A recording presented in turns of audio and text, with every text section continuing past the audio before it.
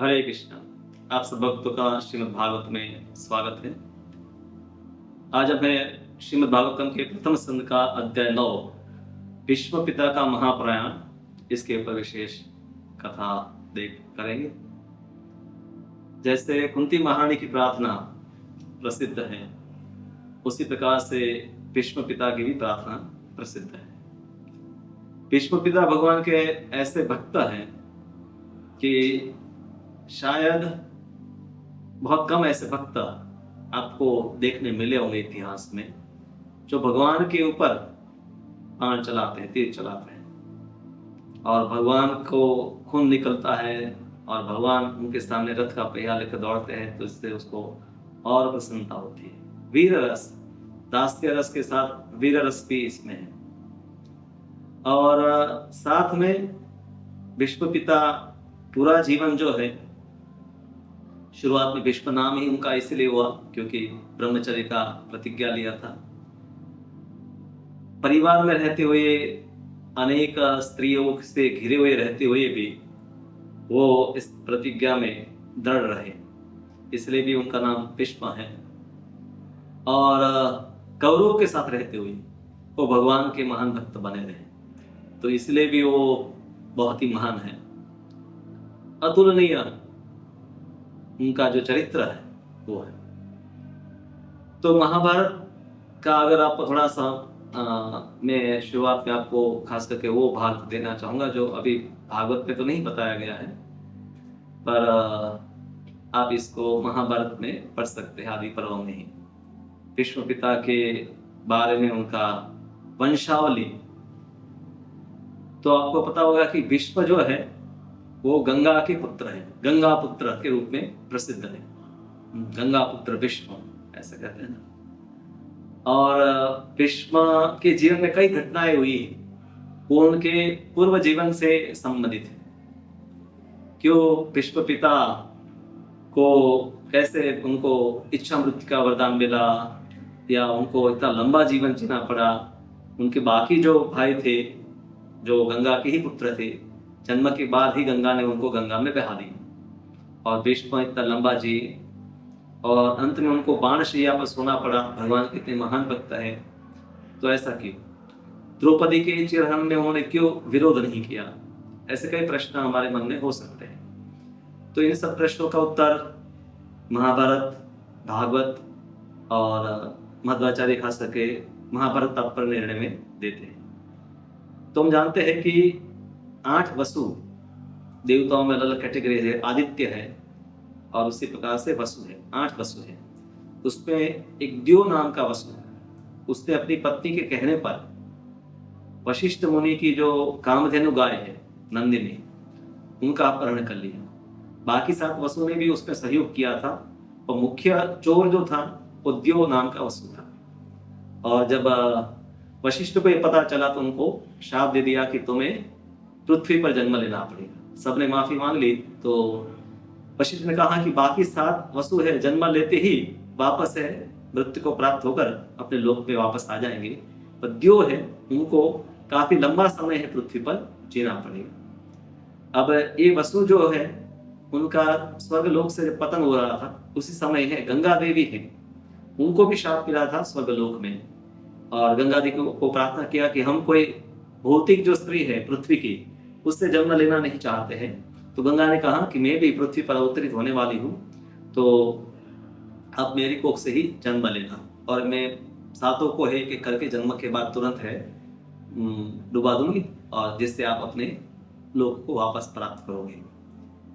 और गंगा को क्यों शाप मिला था, इसकी कथा स्वर्गलोक में होती है कि जहां पर अनेक देवता इकट्ठे थे, वहां पर है ऊपरीचर वसु।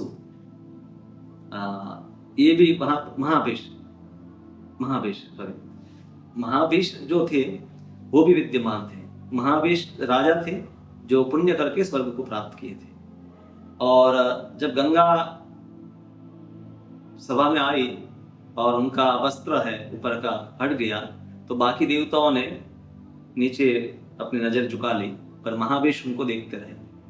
तो प्रजापति ने उनको शाप दे दिया कि उनको पृथ्वी पर जन्म लेना पड़ेगा। और वही महाभीष है आगे जाकर है शांतनु के रूप में जन्म लिए। और शांतनु किसी का भी स्पर्श करते थे तो उनके दुख दूर हो जाते थे, इसलिए उनका नाम शांतनु पड़ा।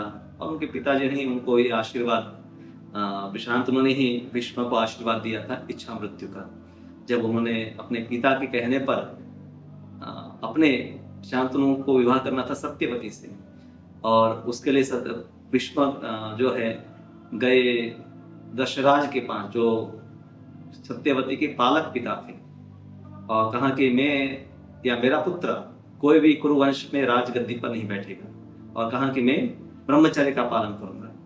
तो पिताजी की इच्छा पूरी करने के कारण ही पिता प्रसन्न हुए और उनको है इच्छा मृत्यु का वरदान दिया।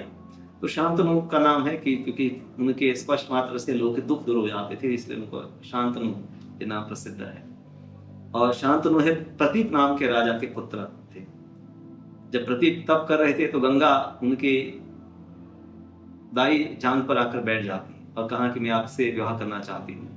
तो प्रतीप कहते हैं कि दाई जांग जो है पुत्री या पुत्र वधू के लिए होती है, तो इसलिए मैं तुम्हारे साथ विवाह नहीं कर सकता, पर मेरा पुत्र तुम्हारे साथ विवाह करेगा। तो शांतनु का विवाह है गंगा से होता है, और उससे भीष्म का जन्म होता है। और भीष्म को तो 7 जो बच्चे हैं, शर्त यही थी कि कोई विरोध नहीं करेगा, शांतनु गंगा के कोई भी कार्य पर विरोध नहीं करेगा। और 7 बच्चों को है उन्होंने डुबा दिया, और जब 8वें को डुबा रहे थे तब शांतनु ने विरोध किया, और गंगा ने उनको वचन दिलवाया और फिर उस पुत्र को लेकर जाती है। और फिर भीष्म है बृहस्पति, परशुराम इत्यादि से है वेद, धनुर्वेद इत्यादि की शिक्षा लेकर वापस आते हैं, और तब उनका नाम देवव्रत होता है। और जब ब्रह्मचर्य की प्रतिज्ञा की तब उनका नाम भीष्म हुआ। और सत्यवती किसकी पुत्री है? उपरीचर नाम के एक वसु, जो ये वसु नहीं है, 8 वसु में से एक वसु नहीं, उनका नाम है उपरीचर वसु है। ये जंगल में तप कर रहे थे, और एक अप्सरा को देखकर ही उनका तेज जो है वीर्य है स्खलन हुआ, जिसको उन्होंने एक पत्ते में, पेड़ के पत्ते में भरकर एक पक्षी के माध्यम से अपने महल में भेजना चाहा, और वो गिर गया नीचे और एक मछली ने खा लिया, और मछली में से एक पुत्र और पुत्री जन्मे। ये दशराज नाम का जो मछुआरा था उसने वो मछली को पकड़ा था, तो उसमें से जो पुत्र है वो मत्स्य राज हुआ, और जो पुत्री है वो सत्यवती हुई, जिसको पहले मत्स्यगंधा भी कहते थे। पर पराशर मुनि से और सत्यवती का संगम से व्यासदेव का जन्म हुआ, और बाद में उनका नाम है योजन गंगा, जिनके शरीर में 1 योजन से भी दूर से सुगंध आती है, तो ये उनको वरदान दिया था पराशर मुनि ने। तो पराशर मुनि जो एक द्वीप पर, मतलब सत्यवती है नाव चलाती थी, जब उसका नाम था मत्स्यगंधा, और पराशर मुनि कहते हैं कि उचित समय है और तुम्हारी कोख से एक महान दिव्य पुरुष जन्म लेगा। और सत्यवती तब थोड़ी घबरा जाती है, कहा कि इससे तुम्हारा कौमार्य खंडित नहीं होगा। और तब है पराशर और सत्यवती से ही कृष्ण द्वीपायन व्यास उनका जन्म होता है, और जन्म के बाद तुरंत वो चले जाते हैं और माता को कहते हैं जब भी आवश्यकता होगी मैं उपस्थित हो जाऊंगा। बाद में सत्यवती का विवाह है शांतनु से हुआ, जिनके 2 पुत्र हुए, विचित्रवीर्य और चित्रांगद।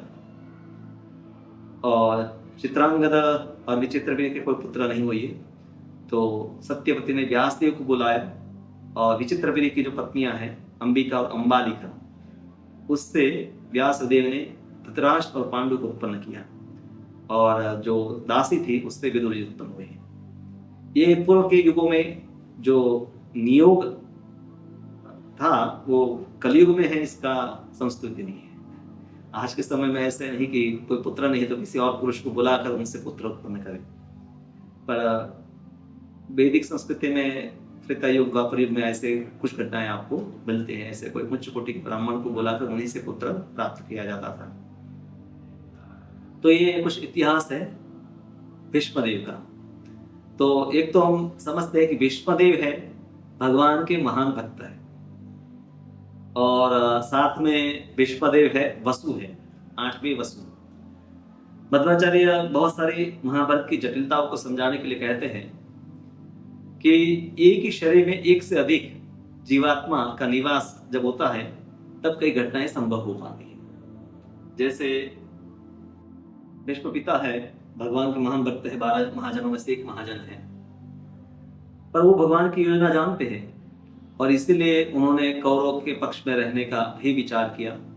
बहाना तो ये बताया कि जिसका नमक खाया है तो उसको, क्योंकि प्रतिज्ञा ये थी कि मैं कुरुवंश की राजगद्दी पर जो बैठे उसकी रक्षा करूंगा। अब कुरुवंश के ऊपर धृतराष्ट्र का शासन था और उनका पुत्र दुर्योधन जो है बदमाश था, फिर भी है भीष्म है उनको मदद करते रहे और अंत में महाभारत में भी मदद करते हैं। और किसी को लग सकता है कि फिर उनको पता ही था भीष्म देव को, तो फिर छोड़ देते हैं जैसे विदुर जी ने छोड़ दिया। पर धर्म का तत्व अति गुह्य होता है और महाजन अच्छी तरह से जानते हैं कि उस धर्म का पालन कैसे किया जाए। और खास करके भीष्म जैसे महान भक्त जो होते हैं वो भगवान की योजना जानकर भगवान की इच्छा से न चाहते हुए भी कुछ कार्य करते हैं। जैसे भीष्म है, द्रौपदी के वस्त्र हरण पर दुर्योधन या दुशासन इत्यादि को दंड दे सकते थे पर उन्होंने दंड नहीं दिया, क्योंकि आगे जो भगवान की योजना है महाभारत युद्ध वो होने वाला है, उनको पता था। और उस युद्ध में है अनेक असुरों को भीष्म और अर्जुन और भीम उनके हाथों से मरना है। और ये भगवान की योजना देवताओं के द्वारा पहले ही बनाई गई थी और वसु भी देवताओं में से एक है, तो उन्होंने इसीलिए द्रौपदी के चिरहरण पर विरोध नहीं किया। तो यहाँ पर इसको इस प्रकार से भी हम समझ सकते हैं कि भीष्म के शरीर में एक ही साथ भगवान के जो शुद्ध भक्त नित्य भक्त है भीष्म और साथ में देवताओं का अंश है। और बाह्य रूप से हम समझ सकते हैं कि भीष्म को बाणशैया पर छोड़ा, मतलब सोना पड़ा कई दिन तक और काफी पीड़ा उठानी पड़ी। पर भगवान के भक्त जो है इन सबसे परे होते हैं, भगवान की योजना को स्वीकार करते हैं और साथ साथ में हमें प्रासंगिक उपदेश भी अपने जीवन से बताते हैं कि आप कितने भी महान व्यक्ति हो पर अगर आप अधर्म का सहयोग करेंगे तो आपको भी अधर्म का फल भोगना पड़ेगा। तो ये कुछ भीष्म पिता के बारे में महाभारत में कुछ संक्षिप्त जो बातें हैं मैंने आपको बताई। अब भागवत में ये जो अध्याय है तो आप जब 9वां अध्याय पढ़ते हैं भागवत में तो महाभारत युद्ध के बाद युधिष्ठिर महाराज बहुत दुखी थे। भगवान कृष्ण अभी भी वहीं पर थे और कई बार जाने का प्रयास किया, एक बार जाने के लिए निकल भी गए तो कुंती महारानी स्तुति करती है और उस स्तुति को सुनकर है भगवान कृष्ण कुछ और समय के लिए रुक जाते हैं। फिर भीष्मदेव के जाने का समय, भीष्मदेव के पास इच्छा मृत्यु का वरदान था और सूर्य उत्तरायण में प्रवेश करे उसके बाद ही उन्होंने शरीर का त्याग किया, ये उन्होंने मन से ही विचार कर लिया था। तो तब तक भगवान है हस्तिनापुर में ही रुके और युधिष्ठिर महाराज अभी भी दुखी थे, वो दुख से मुक्त नहीं हो रहे थे और भगवान चाहते थे कि भीष्मदेव की महिमा है लोगों को पता चले और भीष्म है युधिष्ठिर महाराज को उपदेश दे। तो इसलिए भी है भगवान प्रत्यक्ष जैसे अर्जुन को उपदेश दिया ऐसा उपदेश युधिष्ठिर महाराज को नहीं दिया। एक तो युधिष्ठिर महाराज उम्र में भी बड़े हैं तो उनको उपदेश नहीं किया जा सकता है और भीष्म है उस समय है जो भी विद्यमान लोग हैं उसमें से सबसे ज्यादा राजनीति को, वर्णाश्रम नीति को जानने वाले, धर्म को जानने वाले सबसे महान व्यक्ति थे और भगवान उनकी महिमा को बढ़ाना चाहते थे। इसलिए भगवान है वहां रुके और उस अवसर की प्रतीक्षा कर रहे थे। तो भीष्म जो है उनको देखने के लिए, उनके अंतिम समय को देखने के लिए ब्रह्मांड भर से अनेक लोग आए थे। अनेक प्रकार के अनेक जो ब्रह्मर्षि, देवर्षि, राजर्षि, सप्तर्षि, ये सब है भीष्मदेव के अंतिम समय को देखने के लिए आ रहे थे। सबको पता था कि भीष्म देव है अभी शरीर त्यागने वाले हैं उत्तरायण के बाद और इसलिए ब्रह्मांड भर से साधु सब इकट्ठे हुए थे। नारद जी, व्यासदेव, परशुराम, सुखदेव गोस्वामी। तो ये भगवान के भक्त की महिमा होती है, भगवान तक है वहां पर विद्यमान रहते हैं। ये कितने बड़े सौभाग्य की बात है हमें भी अपने जीवन में ये विचार करना होगा कि कैसे हम अपना जीवन इस प्रकार से बनाएं कि कभी भी अगर हमें शरीर छोड़ना पड़े तो हमारे निकट में कोई ना कोई भक्त हो, क्योंकि ये समय तो कभी भी आ सकता है।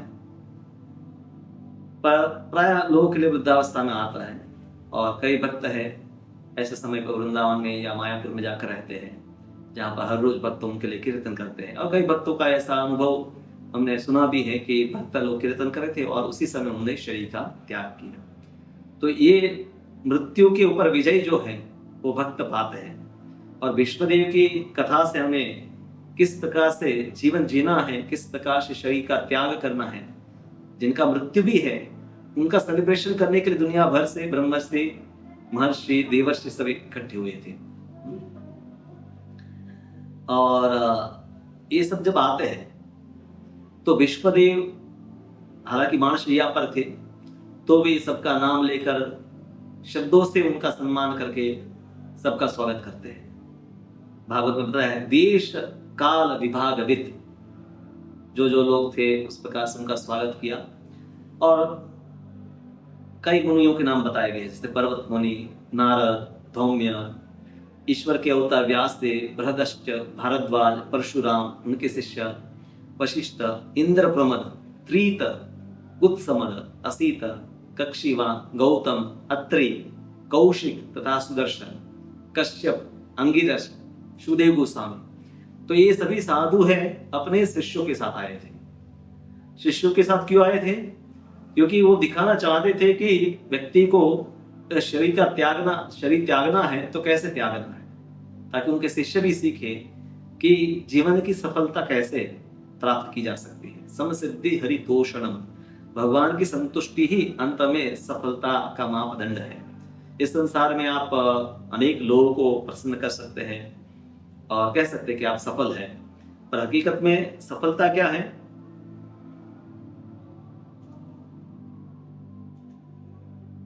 भगवान के भक्तों को प्रसन्न करना ही सफलता है। तो यहाँ पर ये सब साधु जब आए तो विश्वदेव थोड़ा सा दुख अनुभव कर रहे थे, क्योंकि वो उठकर किसी को प्रणाम नहीं कर सकते थे। उनका स्वागत, आरती इत्यादि, वंदना इत्यादि करना उनके लिए संभव नहीं था, पर शब्दों से ही उन्होंने उन सबका स्वागत किया। और ये उनकी स्थित प्रज्ञता को दिखाता है कि हर अवस्था में वो स्थित प्रज्ञ बने रहे। फिर भगवान जब आते हैं, भगवान पांडव के साथ आते हैं। भगवान कृष्ण है अर्जुन के साथ एक ही रथ में बैठे थे, 5 पांडव भी अलग अलग रथ में बैठे थे। और सब वहां पर जब आते हैं तो विश्व पिता को ऐसे ही देख रहे थे कि जैसे कोई स्वर्ग से देवता आए हैं। उसी प्रकार से विश्व पिता की शोभा, अभी भी वो बाणशैया पर थे, तो तेज उनका ऐसा ही था। और भगवान की भी वो पूजा करते हैं, शब्दों से ही पूजा करते हैं, क्योंकि उठकर पूजा करना संभव नहीं है।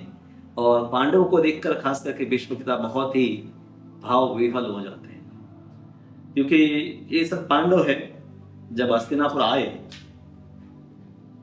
तो मतलब पांडु राजा के देहांत के बाद जब 5 पांडव आए तब सब बाल बच्चे थे, और कुंती महारानी भी है, युवती थी और दुखी थी क्योंकि अभी उनके पति नहीं है और बच्चे भी छोटे थे।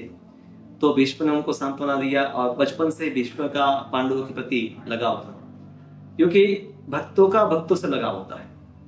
आज के समय में भी आप को कहीं भी आप जा रहे हैं, कोई तिलक वाले भक्त मिल गए, कोई हरे कृष्ण जप करे, तो तुरंत आपको उनके प्रति थोड़ा भाव होता है क्योंकि ये हमारे ही है, क्योंकि वो उसी मार्ग पर जा रहे हैं। और ऐसे भक्तों के साथ हम जब है मित्रता करते हैं, संबंध हमारे होते हैं, तो हमें अनायास भगवान के याद स्मरण होते रहते हैं। और विश्व को स्वयं महान भक्त थे और पांडवों की महिमा वो जानते थे। हालांकि जब वो बालक भी थे तो भी है, पांडव सब है धर्म का पालन करने वाले थे, और कौरव जो है बचपन से ही अधर्म के मार्ग पर थे। और विदुर जी ने तो चेतावनी भी दी थी धृतराष्ट्र को कि जब दुर्योधन का जन्म हुआ था इसका त्याग कर दे, क्योंकि एक बच्चे का त्याग करने से पूरा देश, पूरा समाज बच सकता है। पर धृतराष्ट्र है आसक्त थे, धर्म से ही मतलब आंखों से अंध थे और आध्यात्मिक रूप से भी अंधे थे, तो इसलिए उन्होंने अपनी आसक्ति का त्याग नहीं किया। और भीष्म है पांडवों को देखकर इनकी आंखों से आंसू छलक आए। क्यों? भीष्म को ये आश्चर्य हो रहा था कि पांडव इतने धर्म का पालन करते हैं, सत्य के मार्ग पर चलते हैं, फिर भी कितने दुख उन्होंने जीवन में भोगे। संसार में भी अधिकतर कई लोग हैं ऐसी बातों को सुनकर उनको लगता है कि सत्य धर्म के मार्ग पर जो चलता है उनको बहुत दुख भोगने पड़ते हैं। हकीकत में वो भक्त ऐसा अनुभव नहीं करता है, दूसरे लोग उनके बारे में ऐसा विचार रखते हैं। कहीं भी हम नहीं देखते हैं कि कुंती महारानी कहती है कि हमें बहुत दुख आए, आप हमारे जब है नाती है तो हमें तो दुख नहीं आने चाहिए, कहीं फरियाद नहीं करनी। तो हम अनुभव सकते हैं कि उनके जीवन में संघर्ष है, फिर भी उन संघर्षों में भगवान का स्मरण होने से उन दुख से मुक्त रहते हैं। और संसारी व्यक्ति है, उनके जीवन में इस प्रकार से भौतिक दुख नहीं है, भौतिक रूप से सुख है, फिर भी भगवान का कोई स्मरण नहीं है, तो उनके लिए सुख और दुख दोनों ही उनके दुख के कारण ही बनने वाले हैं। तो भीष्म पिता है पांडवों के विषय विशेष रूप से है दुखित है कि वो उनको कुछ मदद नहीं कर पाए, और उनको देखकर वो रोने लगे। भीष्म है श्लोक बोलते हैं, अहो कष्टम अहो अन्यायम यद्युदम धर्मनंदनाः। अहो कष्टम, कितना बड़ा कष्ट, अहो अन्यायम, कितना बड़ा अन्याय इनके साथ हुआ। यद यूयम धर्मनंदनाः, ये धर्म के पुत्र है, सब धर्म के मार्ग पर चलने वाले हैं, उन्हीं के साथ अन्याय हुआ, उन्हीं के साथ है अधर्म हुआ, उन्हीं को कष्ट भोगना पड़ा। और अगर ऐसा होता रहेगा तो लोगों को धर्म में कैसे विश्वास रहेगा। और फिर भी ये लोग हैं धर्म के मार्ग पर बने रहे। जीवितुम नार्हत क्लिष्टम विप्र धर्माच्युताश्रया, क्योंकि वो अच्युत, जो भगवान अच्युत है, उनका आश्रय उन्होंने लिया था, इसलिए इतने सारे कष्ट भक्त के जीवन में आते हैं तो भी विचलित नहीं होता। आज के समय में हम देखते हैं कि लोगों को थोड़ा सा कष्ट आता है तो लोग हताश हो जाते हैं, कुछ लोग हैं आत्महत्या कर लेते हैं। पर भक्त के जीवन में ऐसी वस्तु है, खास करके मानसिक समस्याओं का कोई स्थान नहीं होना चाहिए, क्योंकि जैसे हम भगवान का नाम जप करते हैं ना, तो मन के ऊपर तो इसका सबसे बड़ा प्रभाव होता ही है। और फिर महाभारत में एक कारण विशेष रूप से जो बताया गया है कष्टों के बारे में, उसी को भीष्म पिता भी कहते हैं कि सर्वं कालं कृतं मन्ये भवतां च यदप्रियं सपालो यद्वशे लोको वायोरीव घनः घनः। क्योंकि सब कुछ तो भगवान के नियंत्रण में है, फिर भी पांडवों को दुखा रहा है, तो ये तो काल का ही, समय का ही प्रभाव है। जैसे वायु जो है वो बादलों को नियंत्रित करता है, जैसे वायु बहते हैं तो बादल एक जगह से दूसरी जगह पहुंच जाते हैं, तो उसी प्रकार से परिस्थितियां संसार में बनती है। भक्त हो अभक्त हो, सभी तो है काल के वशीभूत हैं। आज हमारे जीवन में सुख के दिन है, जैसे व्यक्ति है 40, 45, 50 की उम्र, खास करके 50 की उम्र, जब 45-50 की उम्र तक पहुंचता है तो उनके जीवन में कई प्रकार के कष्ट आने लगते हैं। ऐसा नहीं कि उसको बीमारी होती है, पर दूसरे को बीमारी होती है। जैसे माता पिता उसके तब तक वृद्ध हो गए होंगे, दादा दादी शायद चल बचे होंगे, सगे संबंधियों में अनेक लोग वृद्ध हो गए, उनकी मृत्यु हो रही होगी। तो व्यक्ति जब स्वयं है 50 साल की उम्र पर पहुंचता है तो उसके जो बड़े, जो ज्येष्ठ लोग हैं, उसके माता पिता हो, दादा दादी हो, तो इन सबके देहांत होने लगते हैं, उनको बड़ी बीमारियां होने लगती हैं। और इसीलिए 51 वानप्रस्थ का समय है, व्यक्ति को योजना बनानी चाहिए। मैं गुरु महाराज के वर्तमान में प्रवचन किए कि वानप्रस्थ की तैयारी हर व्यक्ति को करनी चाहिए। वर्तमान में ये संभव नहीं कि कोई गहन वन ढूंढे और वहां रहने जाए। प्रभुपाद जी ने इसको प्रायोगिक रूप से बताया है कि कहीं इस्कॉन मंदिर में आप नजदीक में रहो या मंदिर में रहो, वहां नियमित सेवाओं में आप जुड़ जाओ, तो उस प्रकार से वानप्रस्थ की सफलता आप प्राप्त कर सकते हैं। जो गृहस्थ जीवन में जो आप भक्ति नहीं कर पाए, उसका लाभ आपको वानप्रस्थ आश्रम में हो सकता है। तो यहाँ पर है विश्व पिता पांडव के बारे में कहते हैं कि मुझे लगता है कि पांडवों को भी ये भगवान की ही कुछ योजना में समझता हो कि स्वयं है भगवान जिनके आश्रय, भगवान स्वयं ऐसे भक्तों के साथ रहते हैं, उनको दुख क्यों भोगना पड़े। काल का ही प्रवाह है सर्वम कालम कृतम मन्ने भवताम च यत् अप्रियम। जो आपके साथ अप्रिय हुआ है, मैं समझता भी इस अनिवार्य काल, समय बहुत बड़ा शक्ति है, हम नहीं जानते, पर समय ही तो हमारे शरीर को परिवर्तित कर देता है। हम कहते हैं ना अच्छा समय आएगा, हाँ बुरा समय अभी चल रहा है, पर समय एक ऐसा है जैसे दिन और रात्रि के बराबर है।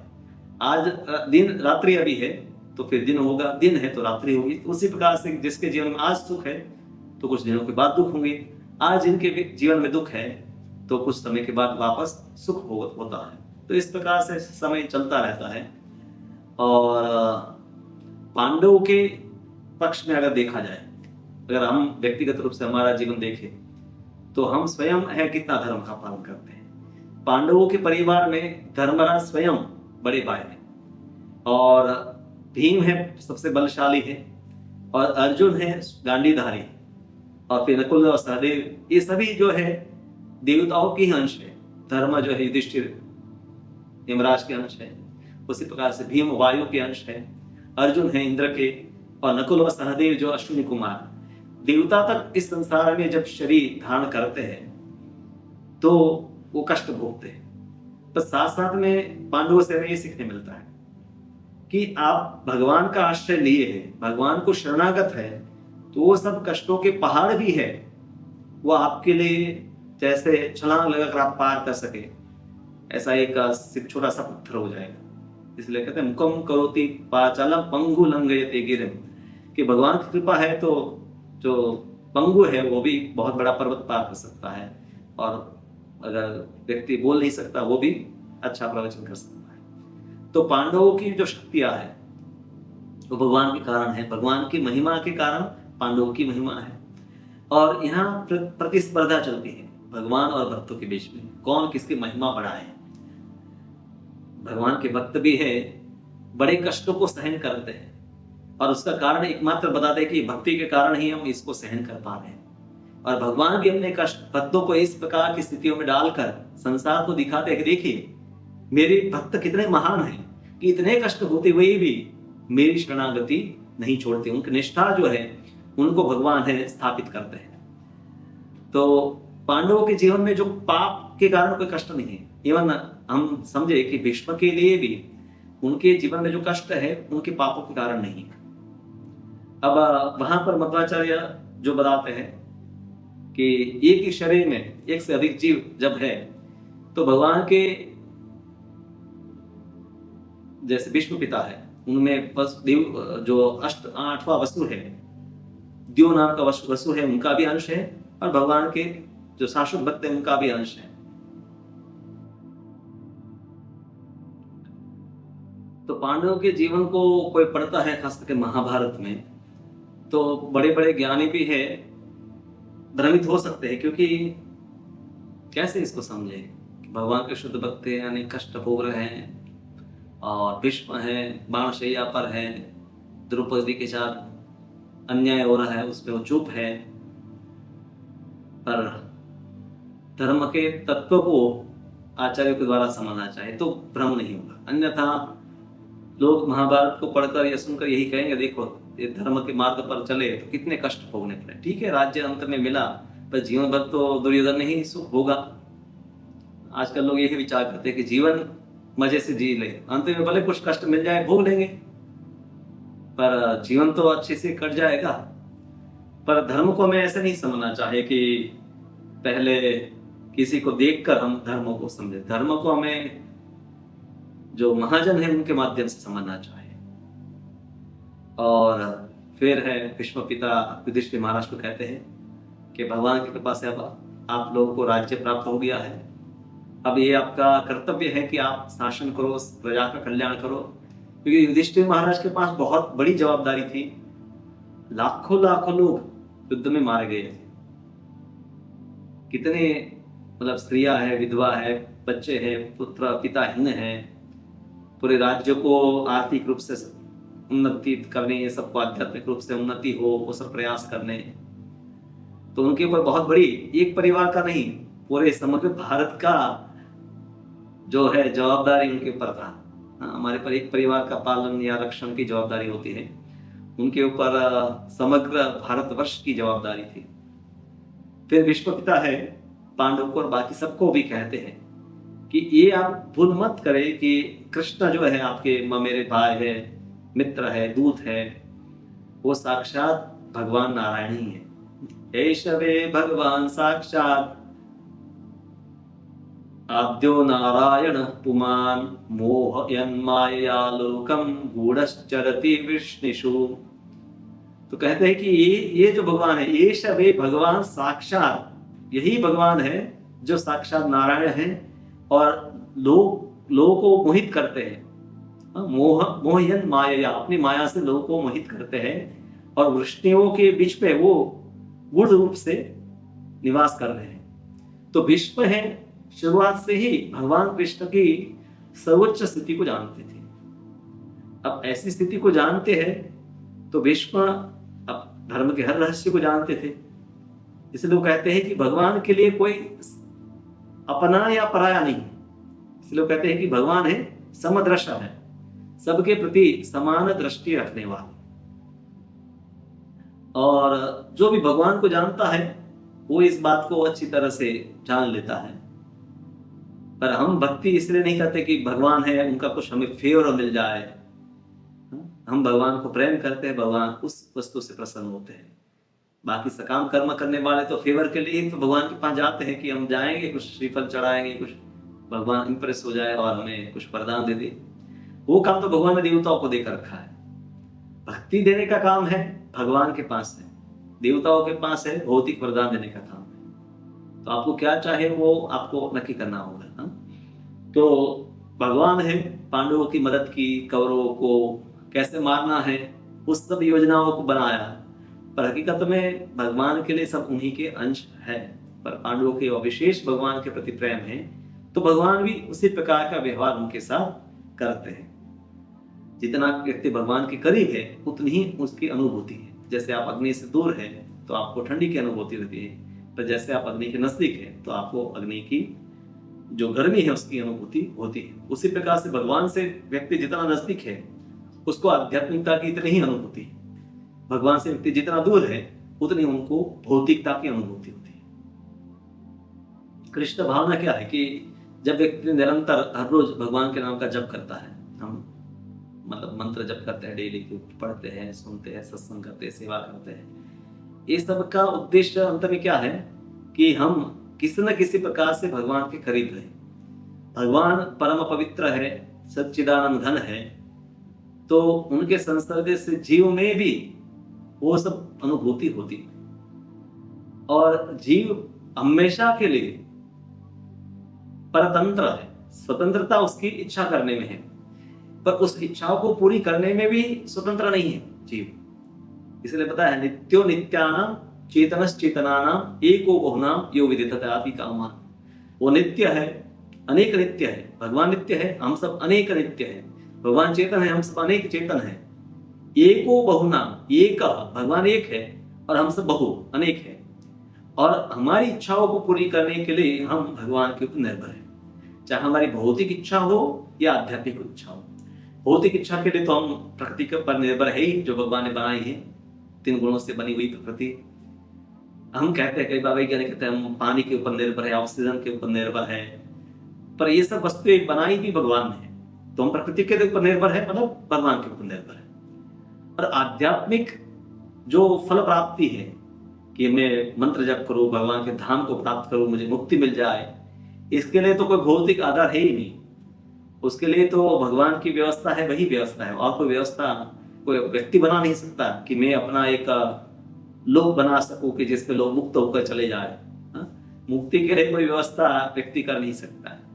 हाँ, भौतिक वस्तु के लिए व्यक्ति व्यवस्था करता है, पर अंत में वो व्यवस्था के लिए भी भगवान ही उसको मदद करते हैं। तो जो 5 पांडव हैं उनके बारे में है, हालांकि भीष्म है वो जानते हैं, धर्म के तत्व को जानते हैं कि भगवान है, अपने भक्तों से विशेष लगाव रखते हैं, पर अन्यथा वो सबके प्रति समान ही है। पर क्योंकि प्रेम से व्यवहार किया जाता है तो भगवान भी प्रेम से व्यवहार करते हैं। और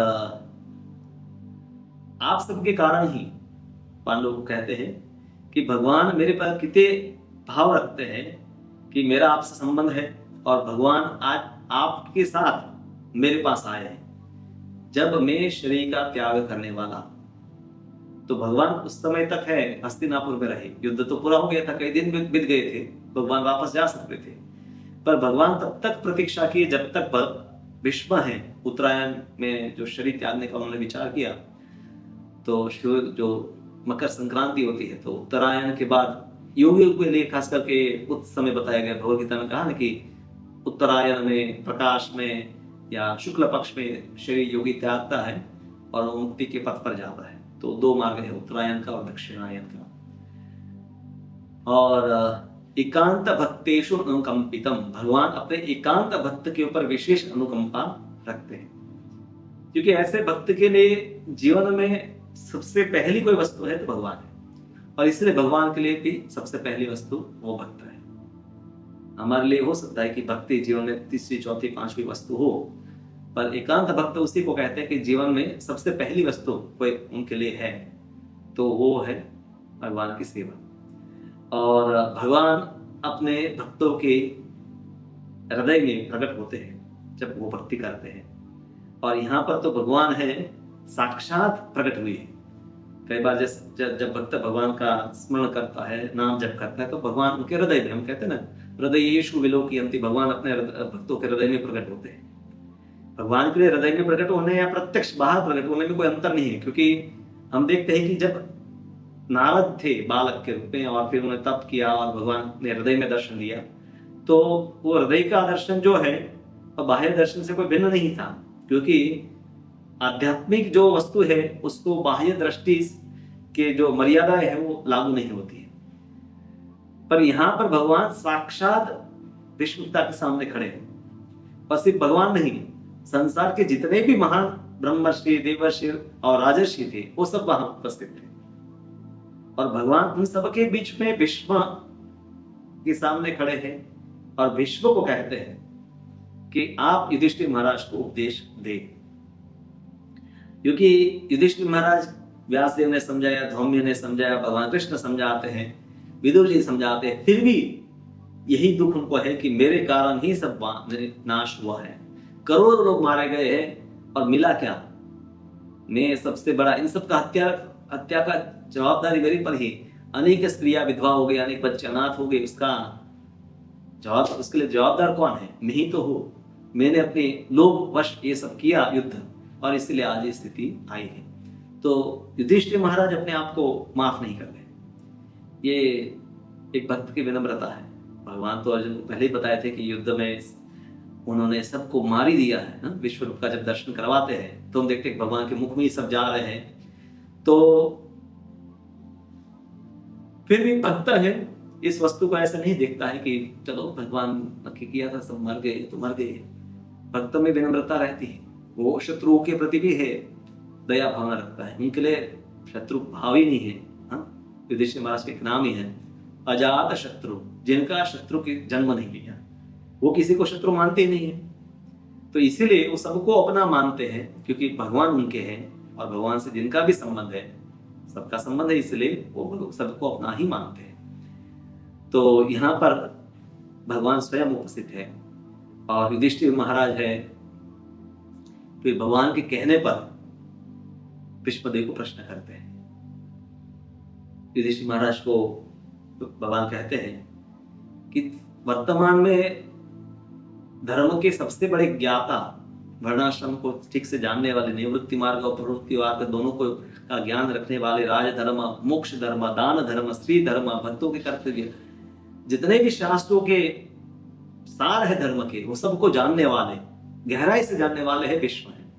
तुम इन्हीं से प्रश्न करो और उन्हीं के उद्देश्य तुम्हें शांति प्राप्त हो। अब भागवत में 2 श्लोकों में ही वर्णन कर दिया गया है कि क्या क्या चर्चाएं हुई थी। महाभारत में बहुत सारे चैप्टर है, भीष्म देव ने जो उपदेश दिया, अनेकों आख्यान है, उसके माध्यम से भीष्म है युधिष्ठिर महाराज को वर्णाश्रम के बारे में बताते हैं, प्रवृत्ति मार्ग क्या है उसको बताते हैं, निवृत्ति मार्ग क्या है वो बताते हैं, राजधर्म क्या है, दान धर्म क्या है, मोक्ष क्या है, स्त्रियों के धर्म क्या है, भक्तों के कर्तव्य क्या है, उन सबकी शिक्षा बहुत विस्तृत रूप से महाभारत में दी गई। और इसीलिए महाभारत वर्तमान में लोगों को प्रायोगिक जो उनके कर्तव्य है उनका सटीक उपदेश देता है। तो भगवान कृष्ण है, उपदेश दे सकते थे, पर यहाँ पर भीष्म की एक तो महानता बतानी है, और दूसरा कि शिष्टाचार ये भी है कि अपने से ज्येष्ठ है उसको उपदेश नहीं देना है, क्योंकि युधिष्ठिर महाराज भगवान से बड़े हैं। तो भगवान कृष्ण हैं, अर्जुन को उपदेश दिए, और भीम है उनके समान है, तो भगवान भीम को भी उपदेश नहीं देते हैं, पर अर्जुन को दिए कि मित्रता का भाव है। और वहां पर है भगवान है, उनको युधिष्ठिर महाराज को प्रणाम करते हैं, तो वहां पर भाव अलग हो जाता है। भगवान अपने आप को युधिष्ठिर महाराज की दास समझते हैं कि युधिष्ठिर महाराज जैसे आदेश देंगे उसी प्रकार से मैं संदेश लेकर जाऊंगा। तो यहाँ कृष्ण है, बहुत कुछ सिखाते हैं कि मेरा भक्त है, मेरे से भी बड़ा है, ज्ञान लेना है तो मेरे भक्त से ज्ञान प्राप्त करो। भगवान कभी कभी जैसे अर्जुन इत्यादि को उपदेश देते हैं, पर हम देखते हैं कि भगवान उद्धव जी को भी कुछ उपदेश दिए और बाद में उनको आगे बता कर गए कि आप उपदेश दीजिए। तो उस प्रकार से भगवान अपने भक्तों को है वो शक्ति प्रदान करते हैं। जैसे नारद जी को शक्ति प्रदान की है, वो भक्ति का उपदेश संसार भर में प्रचारित करते हैं। भगवान स्वयं अनेक लोगों के पास नहीं आते उनको भक्ति सिखाने के लिए, और ये बहुत आसान है क्योंकि भक्त है वो अन्य भक्त की स्थिति को जानता है, क्योंकि वो भी उस रास्ते से गुजरा हुआ होता है। जैसे आप कोई एक रास्ते पर गए, आपको पता है कि वहां कौन से कहाँ खड्डे आए, कहाँ कांटे हैं, और वापस जब आए और कोई और उस रास्ते पर जा रहा है, फिर आप उनको कहते हैं ठीक है ऐसे मेरे साथ चलो, तो फिर आप जब चल लेंगे दूसरी बार तो उस व्यक्ति को उन सब प्रकार के अवरोधों से और कठिनाइयों से बचा कर आगे ले जाएंगे, आप जल्दी से उनको आगे लेकर जा सकते हैं। तो इसलिए हमें अपने जीवन में शिक्षा गुरु दीक्षा गुरु की आवश्यकता होती है कि भक्ति मार्ग में ऐसे अनेक अवरोध आने वाले हैं जिनका उपाय हमारे पास नहीं। पहली बार जब आते हैं तो तब हम विचलित हो जाते हैं, उस मार्ग पर प्रगति करना बंद कर देते हैं, उस मार्ग पर बैठ जाते हैं या वापस लौट कर आ जाते हैं। पर जो इस मार्ग पर जाकर लक्ष्य को प्राप्त किया है वो बता सकता है कि भले अवरोध आए पर लक्ष्य प्राप्त होगा। और इसीलिए हमें गुरु की आवश्यकता होती है। और भीष्म पिता जो है वो युधिष्ठिर महाराज के गुरु के रूप में ही सब प्रकार के उपदेश दिए। हालांकि उनके व्यासदेव स्वयं वहां उपस्थित थे, शुकदेव गोस्वामी उस समय भी उपस्थित थे, हालांकि उन्होंने उस समय उपदेश नहीं दिया, परीक्षित महाराज को उपदेश देते हैं। पर ये जस्ट महाभारत के अंत का भाग है, तो उस समय महाभारत की रचना का भी वर्णन नहीं है क्योंकि बाद में व्यासदेव ने सब किया। तो ये जस्ट महाभारत के युद्ध के अंत के कुछ दिनों के बाद की बात है। अब भीष्म पिता है भगवान की स्तुति करते हैं। जैसे कुंती महारानी की स्तुति है जब भगवान जाने लगे, यहाँ पर भगवान नहीं जा रहे, यहाँ पर अब भीष्म जा रहे हैं। भीष्म कहाँ जा रहे हैं? महाप्रयाण। हर व्यक्ति को ऐसा एक प्रयाण करना ही पड़ेगा अपने जीवन में, जिसको कहते हैं महाप्रयाण। एक प्रयाण होता है जहां से वापस आते हैं हम, जैसे नौकरी पर गए, ऑफिस पर गए, गांव में गए, वापस आकर वापस अपने जहां पर रहते थे वहां वापस आ जाते हैं। पर एक प्रयाण होता है वापस नहीं आते लोग, और उसके पीछे पीछे भी लोग आ नहीं सकते हैं कि कहाँ चले गए, चलो मैं भी इसके पीछे पीछे जाता हूँ, ये संभव नहीं। तो भीष्म महाप्रयाण कर रहे हैं और वो भगवान की स्तुति करते हैं, और ये वीर रस में स्तुति है। तो इसलिए कुछ वस्तु ऐसी बहुत अजीब वस्तु लगे कि ऐसे भगवान का वर्णन, क्योंकि यहाँ पर भगवान का मुरलीधर के रूप में वर्णन ही किया जाता है, पर युद्ध भूमि में भगवान जब योद्धा के रूप में खड़े हैं और उस प्रकार का जो वर्णन, उस प्रकार के रूप को देखकर कैसे भीष्म है उनका भक्तिभाव और बढ़ता है। तो वीर रस है इसका वर्णन तो भक्ति रसायन सिंधु में भी किया गया। हमने 5 जो मुख्य रस और 7 गौण रसों का वर्णन किया था, आपने सुना होगा, आप पढ़ भी सकते हैं। तो सबसे पहले भगवान के सौंदर्य का वर्णन करते हैं। अब महाभारत युद्ध का अंत है तो आप समझ ही सकते हैं कि सबकी आयु प्राय 100 साल की हो गई। भीष्म तो बहुत और बूढ़े थे, पर भगवान को भी इस धराधाम पर है इतने साल हो गए, पर भगवान है अभी भी श्याम सुंदर ही है, वो बूढ़े नहीं हुए हैं। तो इसलिए वर्णन करते हैं त्रिभुवन कमनम तमाल वर्णम। तो भगवान है उनका वर्ण जो है श्याम वर्ण है, जैसे तमाल वृक्ष होते हैं उनका आप तना देखेंगे तो भी डार्क कॉम्प्लेक्शन होता है, थोड़ा सा गहरा रंग होता है। तो भगवान है तीनों लोकों में सबसे अधिक सुंदर है। चाहे वो युद्ध में भी है तो उनकी सुंदरता कम नहीं हो गई। प्राय लोग युद्ध में होते हैं तो थके हुए होते हैं, अनेक प्रकार के घाव हो गए होते हैं, और यहाँ पर है भगवान का उस विशेष रूप का वर्णन किया जा रहा है कि युधि तुरगर रजो युधि तरगर रजो सॉरी युधि तरगर ज्योति मृग विश्वक। हाँ, युद्ध में तुरगर, तो तुरगर रजो विधुम्र विश्वक। तुरग यानी कि जब घोड़े चलते हैं तो धूल उड़ती है, तो युद्ध में वो धूल है भगवान के ऊपर, उनके बालों में, चेहरे पर, सब जगह है। और उस समय भगवान का जो रूप का वर्णन है वो किया जा रहा है। और अब साथ में विष्णु कहते हैं कि साथ में मैंने जो आपके ऊपर तीक्ष्ण बाण चलाए और कुछ घाव भी भगवान को हो गए, भगवान का जो कवच है उस पर भी छेद हो गए हैं, तो उसका वर्णन कर रहे हैं कि युधि तुरग रजो विधुम्र विश्वक, कि आपकी शोभा इस प्रकार की है कि बाणों के जो है निशान है और धूल आपके चेहरे पर है। तो ये जो वर्णन है उसमें, संसार में अगर ऐसा कोई वर्णन है तो उसमें पहले स्नान करके हम, बाल बिखरे है, मिट्टी खून ये सब है, तो ऐसी वस्तुओं से लोगों को मतलब प्रसन्नता नहीं होगी, दुखी हो जाएगा व्यक्ति। पर यहाँ पर वीर रस है, इसलिए विश्व पिता ऐसे रूप को देखकर, युद्ध में जो भगवान का रूप है उसको देखकर, धूल पसीने और रक्त से सना हुआ उनका मुख देखकर उनको सबसे अधिक प्रसन्नता होती है। और एक माँ जैसा है, जैसे माँ बच्चे को मिट्टी में खेलते हुए देखती है, मिट्टी वाला उसका शरीर है, फिर भी माँ विचार नहीं करती कि इस गंदा हो गया है, फिर भी माँ उसको गले लगा लेती है। उसी प्रकार से भक्त का भगवान के प्रति है भाव है। तो भगवान का ऐसा रूप से ऐसा नहीं कि भगवान है अब दिव्य नहीं रहे, मिट्टी खून इत्यादि पसीना ये सब वस्तु संसार को भ्रमित करने के लिए भगवान दिखाते हैं। हकीकत में भगवान हमेशा दिव्य स्थिति में रहते हैं। और फिर युधिष्ठिर महाराज वो प्रसंग याद करते हैं, सेनयोरुभयोर् मध्ये प्रथम स्थापय मे च्युत। अर्जुन ने आदेश दिया और भगवान कृष्ण है अर्जुन का रथ दोनों सेनाओं के मध्य में लेकर जाते हैं। भगवान की जिनका आदेश ब्रह्मा शिव सभी लोग पालन करते हैं, उनको भगवान के भक्त अर्जुन है आदेश दे रहा है, सेनयो उभयो मध्ये रथम स्थापय मे अच्युत, हे अच्युत मेरे रथ को दोनों सेनाओं के बीच में लेकर जाओ। तो मैं उस कृष्ण को याद करता हूं। आप देखिए वो बहुत प्रसिद्ध चित्र है इस्कॉन की भगवद गीता का, जिसमें भगवान अर्जुन का रथ दोनों सेनाओं के बीच में लेकर जा रहे हैं। तो ये चित्र का वर्णन जो है विष्णु पिता कर रहे हैं, और उसी वर्णन के आधार पर है प्रभुपाद ने वो चित्र बनवाया है। और दुनिया भर में चित्र बहुत प्रसिद्ध है कि जिसमें भगवान अर्जुन का रथ चलाते हैं, थोड़ा ब्लू कलर का जो चित्र है, तो अलग उसके भी बहुत सारे कॉपी बन गए हैं। और फिर भगवान ने अर्जुन को शिष्येस्ते हम साधिमाम ताम प्रपन्नम, जब अर्जुन है शरणागत हो गया तो भगवान ने अर्जुन को भगवद गीता का उपदेश दिया।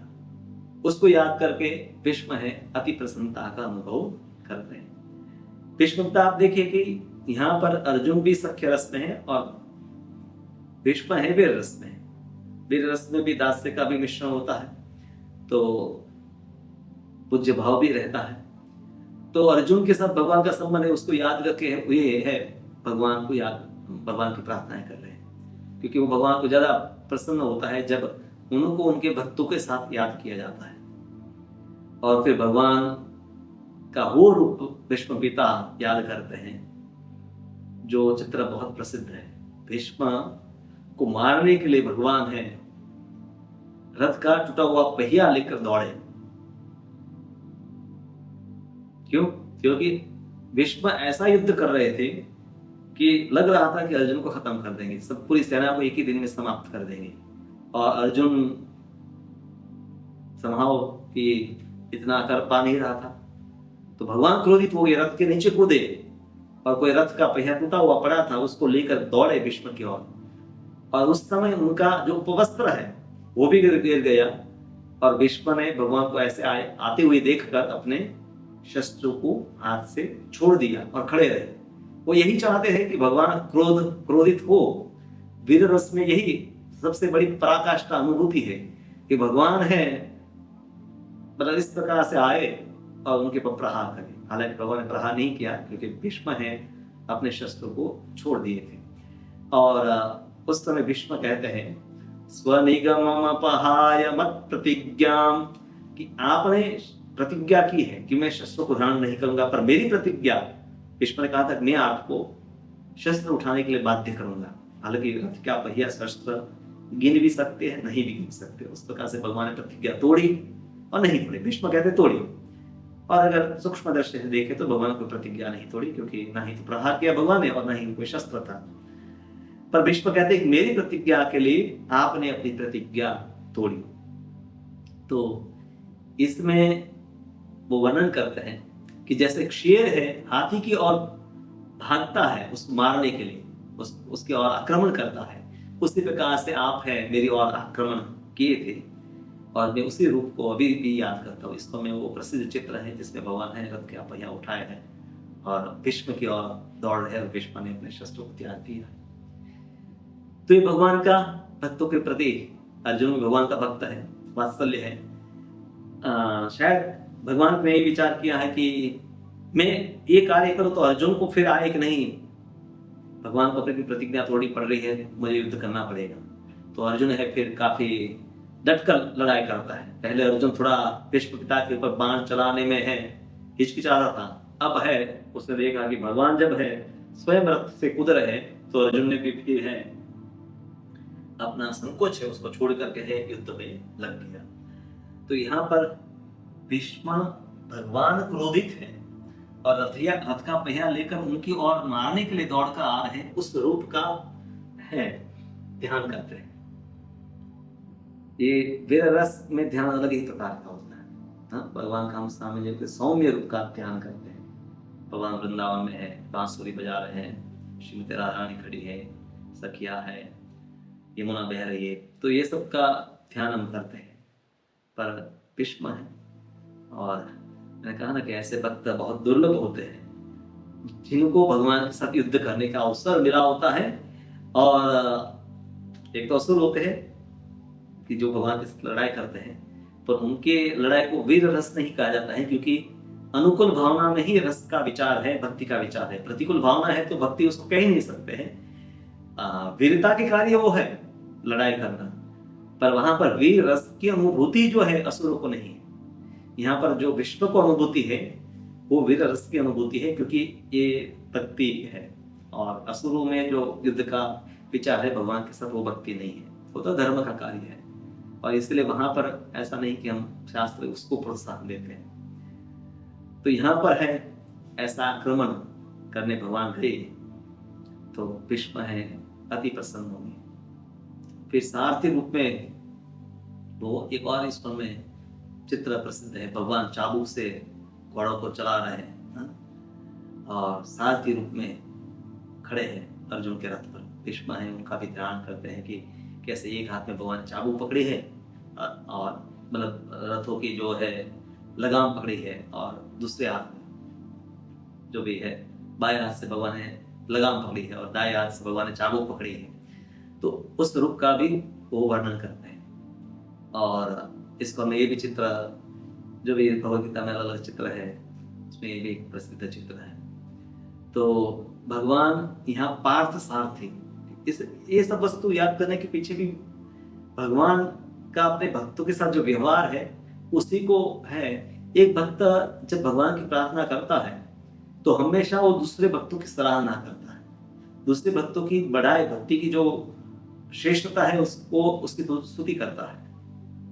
और इसलिए हम जब जैसे गुरु के लिए स्तुति गान करते हैं, ऑफरिंग करते हैं उनकी व्यास पूजा के ऊपर, तब गुरु महाराज ने अपने गुरु की सेवा कैसे की, या वो जन सामान्य के ऊपर कैसे कृपा करते हैं, और उनकी साधना, उनका प्रचार, उनके गुण, ये सब कार्य जो है उनका वर्णन करते हैं। तो यहाँ भीष्म है एक एक भक्त। पहले उन्होंने कुंती महारानी को याद किया कि कुंती की क्या स्थिति थी, वो इसी ऐसी बेचारी स्थिति, मतलब लाचार स्थिति में ही आई। हस्तिनापुर, छोटे बच्चे थे, पकड़ ही नहीं रहे। फिर उन्होंने पांडवों को याद किया और उनके साथ भगवान के सम्मत को याद करके उनकी स्तुति कर रहे हैं। भीष्म भली भांति जानते हैं कि भगवान इस प्रकार से स्तुति करने से बहुत ही प्रसन्न होते हैं, और इसलिए हमें भगवान की स्तुति करने का तो अवसर मिलता है। भगवान को प्रसन्न जाते हैं, प्रार्थना करते हैं, माला करते हैं, तो स्तुतियाँ करते हैं, भजन गाते हैं। पर हमें जीवन में एक वस्तु जो आदत डालने की जरूरत है, भक्तों की स्तुति। अब भक्तों की स्तुति ऐसा नहीं कि उसके लिए एक व्यास पूजा हुई या उसका जन्मदिन होगा। एक्चुअली जन्मदिन वगैरह में होता है ना, कई बार लोग वो ज्यादा करते हैं, मक्खन लगाते हैं, भाई जन्मदिन है तो बोल दो ना इसकी, तुम अच्छे हो, अच्छा है। सामान्य व्यवहार में अगर आप भक्तों की स्तुति करते हैं, उनकी प्रशंसा करते हैं, उनके सद्गुणों को पहचानते हैं, तो ये आपकी चेतना, आपकी जो है जागरूकता को दिखाती है। किसी का जन्मदिन है तो सब लोग हैं उनकी वाहवाह कर लेते हैं, वो बाकी दिन तो ऐसा नहीं कि कोई व्यक्ति का तिरोभाव आए या आविर्भाव आए तभी स्तुति की जाए, बल्कि जब भी अवसर मिले स्तुतियां करनी चाहे भक्तों की।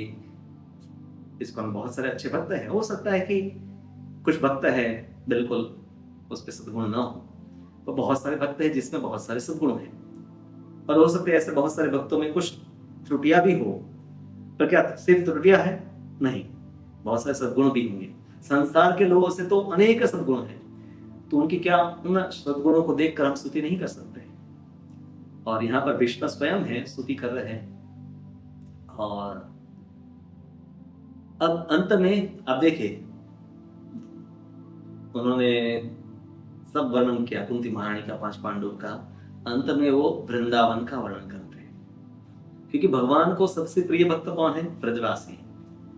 तो भीष्म भी ये बात जानते हैं, हालांकि भीष्म है वो माधुर्य रस के भक्त नहीं है, तो माधुर्य रस का उन्होंने इंगित उनको किया, इन वस्तु को सिर्फ इंगित किया है, कुछ नाम लिया है, गोपियों का नाम लिया है, गोपियों का कि गोपीजन जो है वो भगवान को तृप्त करने के लिए किस किस प्रकार का है भक्ति करते हैं। तो संक्षिप्त में वर्णन किया है कि अंत में वो गोपियों को याद करते हैं, कि गोपियों को याद करने से यही एक ही उद्देश्य कि भगवान ने जब गोपियों के ऊपर इतना उनको प्रेम प्रदान किया, तो गोपियों का स्मरण करने से भगवान, क्योंकि मेरे प्रिय भक्तों को याद किया है, तो भीष्म को विचार भीष्म कर रहे कि मुझे भी भगवान अपने चरणों में है, आश्रय प्रदान कर दे। तो भगवान के सबसे जो फेवरेट है, उनको जब से जो प्रिय है, उनकी सेवा करने से हम भी उनके प्रिय बन जाते हैं। और इसलिए हम प्रभुपाद जी की सेवा करते हैं।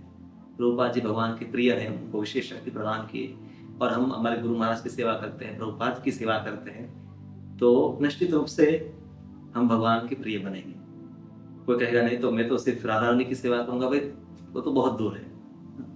तुम पहले प्रभुपाद की सेवा करो, प्रभुपाद अपने गुरु महाराज और उनके गुरु महाराज इस प्रकार से गोस्वामी, फिर मंजरी, फिर सखिया, और फिर श्रीमती राधा रानी आती है। तो योग्यता नहीं है और हम कहें कि मैं सीधा राधा रानी के पास चला जाऊंगा, मुझे बीच में कोई गुरु भी नहीं चाहिए, शिक्षा गुरु, दीक्षा गुरु, प्रभुपाद कोई नहीं चाहिए, तो ये व्यक्ति की कनिष्ठता दिखाता है। जो भक्त है, मध्यम स्तर पर भी है, वो समझता है कि हम भगवान की कृपा या भगवान की सेवा उनके शिष्यों की परंपरा के माध्यम से प्राप्त करते हैं, तो वो पूरी परंपरा की सेवा करता है। और सबसे नजदीक तो हमारे लिए है श्रील प्रभुपाद, जो भगवान के शुद्ध भक्त हैं, उनके अनेक शिष्य हैं जो भक्ति का प्रचार करते हैं, तो हम उनके कार्यों में मदद करते हैं। और उनके कार्य यानी कि भगवान के कार्य, चैतन्य महाप्रभु आंदोलन, उस आंदोलन में जब कार्यरत हम हैं, तो उससे हम भगवान को ही प्रसन्न कर रहे हैं। कुछ लोग विचार रखते हैं कि नहीं, सिर्फ राधा नाम गाने से राधा रानी प्रसन्न हो जाएगी, पर राधा नाम लेने से अच्छा है राधा का, श्रीमती राधा रानी का काम जो है वो करना। ऐसे तो श्रीमती राधा रानी का काम क्या है? भगवान के लिए रसोई बनाना। तो आप कृष्ण के लिए रसोई बनाना शुरू कर दीजिए। प्रभु जी है, माता जी है, पर रसोई सेवा में बहुत कम लोग आते हैं। ये देखा गया है कि रसोई का काम कठिन है, राधे राधे बोलना आसान है, पर ब्रज की सेवाएं सरल नहीं है। देखा जाए तो फिजिकली तो चैलेंजिंग है आज के समय में सिटी के लोगों के लिए, पर भक्त भगवान के लिए हर प्रकार की सेवा करने के लिए तत्पर रहता है। और प्रभुपाद के आंदोलन में अनेक प्रकार की सेवाएं हैं। कोई ना कोई एक सेवा अपना कर नियमित रूप से करते हैं तो निश्चित रूप से श्रीमती राधा रानी प्रसन्न होंगी। तो और हरे कृष्ण मंत्र के रूप में हम उनका नाम तो ले ही रहे हैं और हर रोज सुबह श्री श्री राधा श्याम सुंदर के दर्शन करते हैं, आरती करते हैं, उनको प्रणाम करते हैं। तो मना नहीं है श्रीमती राधा रानी के दर्शन करना, उनके गुणगान करना। वो तरीका जो है वो हमारे गुरुओं ने बताया है, प्रभुपाद ने बताया, उसी तरीके से हम है श्रीमती राधा रानी की स्तुति करते हैं, उनकी भक्ति करते हैं। अब है भीष्म पिता ये सब वर्णन करने के बाद अंत में भगवान के ऊपर अब एकाग्र होना चाहते हैं। हो गया सब, उपदेश हो गया, प्रार्थना हो गई। अब से कृष्ण माम स्मर, तो भगवान को याद करते हुए शरीर छोड़ना। तमिमहम अजम शरीर भाजाम, तम इमम अहम अजम शरीर भाजाम। तो अब मैं उनका ध्यान करते हुए, उनको देखते हुए ही अपने शरीर का त्याग करूंगा। तो भीष्म ने जब इच्छा की तभी उन्होंने अपने शरीर का त्याग किया। ये उनके पास वरदान था, सामान्य जीव के लिए संभव नहीं है। तो भगवान को अपने आंख से देखते हुए, बाह्य रूप से देखते हुए, हृदय में देखते हुए ही उन्होंने भगवान का दर्शन करते हुए शरीर का त्याग किया।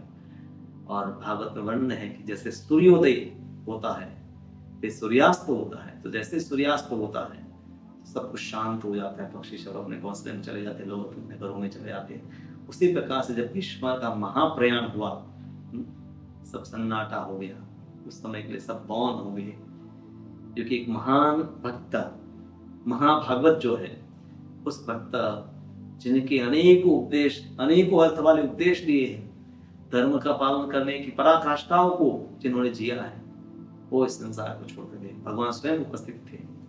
संपद्यमानम आज्ञाय वाक् चक्षु, कहा कि अब मैं अपने वाणी को, चक्षु को है विराम देकर भगवान में ही एकाग्र करता हूँ। उस प्रकार से है उन्होंने अपने शरीर का त्याग किया और उस समय के लिए सब मौन रहे। फिर अंतिम संस्कार युधिष्ठिर महाराज जो है भीष्म का करते हैं और बाकी जो भी है उनका तो अंतिम संस्कार पहले किया जा चुका था, जो महाभारत युद्ध में मारे गए थे। तो युद्ध पूरा होते ही वो सब क्रियाएं की गई। भीष्म ने जब शरीर का त्याग किया तो देवताओं ने भी नगाड़े बजाए, पुष्प वर्षा की स्वर्ग से, क्योंकि अब वसु है वो वापस अपने लोक में भी जा रहे थे। और हम समझते हैं कि भीष्म में एक साथ दोनों नित्य पार्षद भगवान के हैं और वसु देवताओं के अंश दोनों विद्यमान होते हैं, क्योंकि नित्य जो भक्त है उनको कर्म का प्रभाव नहीं होता है, पर देवताओं के जब अंश इस संसार में प्रकट होते हैं तो वो सुख दुख के अनुभव करते हैं। तो महाभारत में कई प्रसंगों को समझाने के लिए मध्वाचार्य एक ही शरीर में एक से अधिक जीव के निवास आवेश का विचार करते हैं। हाँ, उसके द्वारा ही कई प्रसंगों को समझाते हैं कि एक जीव उसमें प्रसन्न मतलब प्रकट है और दूसरा है प्रकट नहीं है। तो उस प्रकार से भीष्म है भगवान के महान भक्त है। हालांकि उस महान भक्त के जीवन में भी कई ऐसे प्रसंग हैं कि जिनके ऊपर प्रश्न उठाए जाते हैं, खास करके द्रौपदी के चिरहरण पर भीष्म का चुप रहना, और पांडवों के लिए इतने कष्ट हुए फिर भी पांडवों के लिए, पांडवों के सामने भी युद्ध किया भीष्म ने। विराट राजा के वहां दुर्योधन लेकर जाता है भीष्म को, और उस समय तो है अर्जुन ही अपना एक माया का अस्त्र का प्रयोग करके सबको है बेहोश कर देता है, भीष्म के अलावा सबको बेहोश कर देता है, तो मूर्छित कर देता है। तो भीष्म ऐसे भी अर्जुन को विशेष प्रेम करते थे।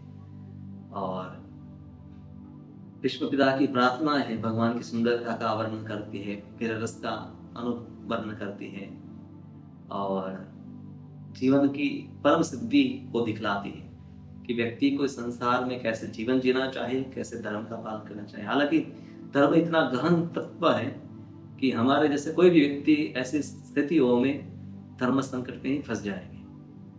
भीष्म इन तत्वों को, सूक्ष्म तत्वों को जानते थे और इसलिए भगवान की इच्छा के अनुसार ही उन्होंने सब व्यवहार किया।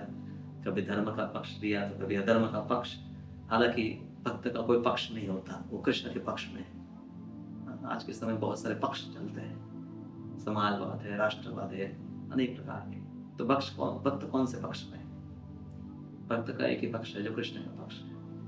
बाकी अगर कोई वो पक्ष लेता भी है तो उसका कारण एकमात्र भगवान की सेवा ही होती है। तो भीष्म दुर्योधन के साथ रहकर ही भगवान का जो उद्देश्य है उसी को पूरा किया, कि जिस महाभारत युद्ध में भगवान ने ही ये दोनों पक्ष में बड़े बड़े योद्धाओं को रखा जो उनके ही देवताओं के अंश है, ताकि असुरों का नाश हो सके।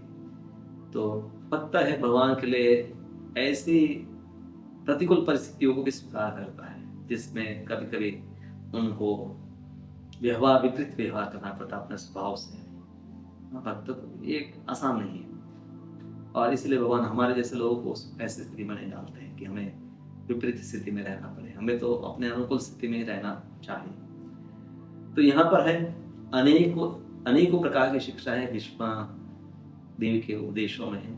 और आप विस्तार से भीष्म के उपदेश पढ़ना चाहते तो महाभारत को पढ़िए, जिसमें भीष्म के द्वारा युधिष्ठिर महाराज को दिए गए संदेश काफी हजारों श्लोक है और अनेक कथाएं हैं। उनके माध्यम से हर प्रकार के धर्म को भीष्म है समझाते हैं, और तब जाकर है युधिष्ठिर महाराज शांत होते हैं, तब उनको आश्वासन मिलता है और अपना राज्य करते हैं। तो इस प्रकार से भीष्म है वो अपने शरीर का त्याग करते हैं, महाप्रयाण करते हैं। और ये भीष्म स्तुति 11 श्लोकों में सुंदर भगवान के रूप का वर्णन किया गया है, वीर रस का वर्णन किया गया है, और साथ साथ में उनका मेडिटेशन है, अर्जुन के साथ भगवान का जो संबंध है उसके पर उनका ध्यान है। ये सब वस्तुएं और खास करके अपनी प्रतिज्ञा, तो कुछ मुख्य वस्तुएं हैं। तो वीर रस का वर्णन है, अर्जुन के साथ भगवान के संबंध का वर्णन है, कैसे भगवान ने अपनी प्रतिज्ञा तोड़ी उसका वर्णन किया, और अंत में भगवान के ऊपर एकाग्र मन को करके ही उन्होंने शरीर का त्याग किया। तो ये जीवन की सफलता है। बाकी कुछ भी आपके पास हो सकता है, पर अगर आप अंत में भगवान को याद कर सके, भगवान के भक्तों को याद कर सके, तो उससे बढ़कर प्राप्ति संसार में कोई नहीं हो सकती। और भीष्म पिता ने ये अपने जीवन से सिखाया। अनेक निर्णय उनको लेने पड़े जो बहुत कठिन है संसार में। ऐसे निर्णय या इस प्रकार का, एवं ब्रह्मचर्य का जो उन्होंने प्रतिज्ञा लिया, देवताओं तक ने कहा कि ये सबसे भीषण व्रत है, संसारी लोगों से घिर कर रहना और फिर भी पूर्ण ब्रह्मचर्य का पालन करना। तो इसीलिए भीष्म प्रतिज्ञा की, इसलिए उनका नाम भीष्म हुआ। तो भगवान के महान भक्त ही ऐसा कार्य कर सकते हैं। हरे कृष्ण।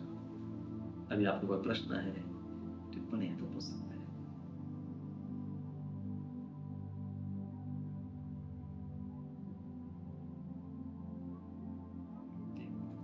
हरे कृष्ण प्रभु जी। बोल। प्रभु जी, जैसे वो दुर्योधन का आपने समझाया कि उसमें पूरा जीवन सुख होगा और बाद में पांडवों को, तो उसके बारे में थोड़ा डिटेल मैं कहना था कि दुर्योधन अधर्म कर रहा है, फिर भी राज्य है उसके पास, सब कुछ, तो संसार का सुख होगा, आधिपत्य, क्षत्रिय को क्या चाहे, शासन करना, वो सब उसको मिला। तो संसार में लोग ये विचार करते, देखो यही मार्ग ठीक है, जीवन भर तो मजे करेंगे, ठीक है, अंत में किसने अंत देखा है, तो हम अधर्म का मार्ग पर चलेंगे, इससे सुखी रहेंगे, और जो पांडव है सत्य के मार्ग पर चले जाओ, जीवन भर दुखी रहेंगे। और फिर वो एक दो उदाहरण दिखाई भी देते हैं। हम लोग सूरत में रहते तो हमारे सब कई लोग हमारे अगल बगल में रहते थे, पहाड़ी पर रहते थे, और कुछ लोग हैं बेईमानी का काम करके बहुत धनवान करोड़पति बन गए, और कुछ लोग जो निष्ठापूर्वक काम करते, प्रामाणिक थे, डायमंड का काम करते हैं तो वहाँ लोग अदला बदली कर देते थे। तो जो प्रामाणिक थे वो अपने जीवन में ज्यादा कुछ पा नहीं पाए, ठीक है, एक मकान बना लिया, कुछ बड़े धनवान नहीं बन सके, और 2 नंबर का काम करके कई लोग धनवान बन गए।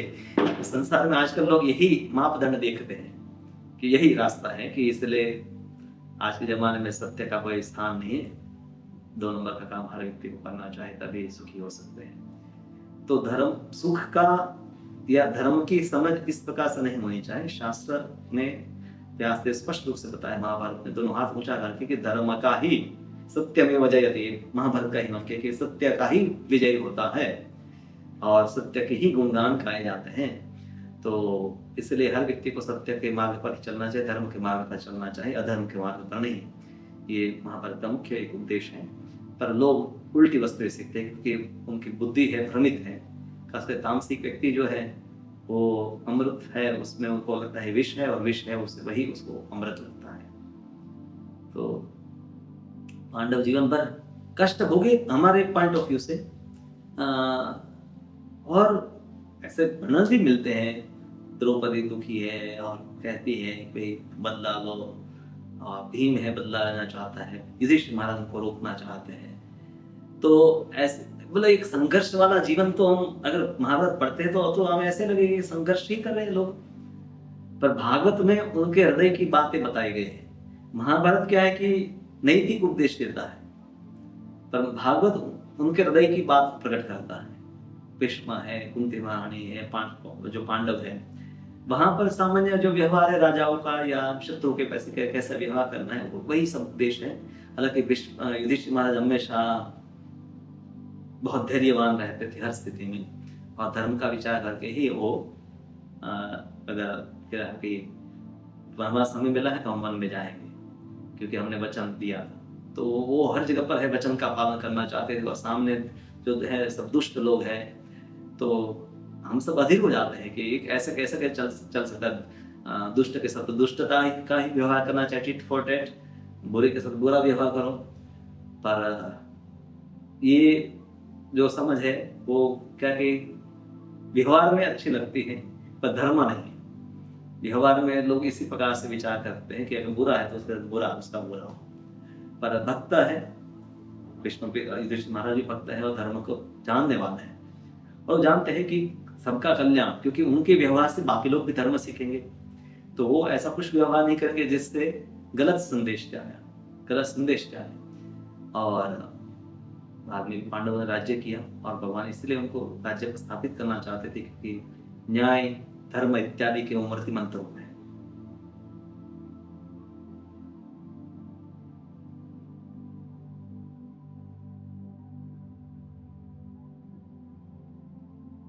ठीक है माता जी, कुछ और यही मैं शायद प्रश्न आपका इसी प्रकार समझा था, कुछ और होता है? हाँ प्रभु जी, वही मतलब आजकल लोग जो मतलब वो करके आगे बढ़ जाते हैं, जैसे सच्चाई से जो चलते हैं वो आगे नहीं बढ़ते। बच्चों को भी सिखाना कभी बच्चे, खास करके स्त्रियां है, ऐसा देखा गया है कि कुछ परिवार में स्त्रियां है, पति को बोलती है देखो, पति अगर प्रामाणिक है कि देखो बाजू वाले का पति क्या करता है, सब 2 नंबर का काम करते हैं, आप कुछ नहीं करते हैं, आप दोनों हाथ जोड़कर बैठे आप भी 2 नंबर का पैसे कमाओ। तो मतलब ऐसे कभी कभी प्रोत्साहन देने वाले लोग आ जाते हैं जो हमें अधर्म करने के लिए प्रेरणा देते हैं। पर व्यक्ति को हमेशा सत्य के मार्ग पर चलना चाहे।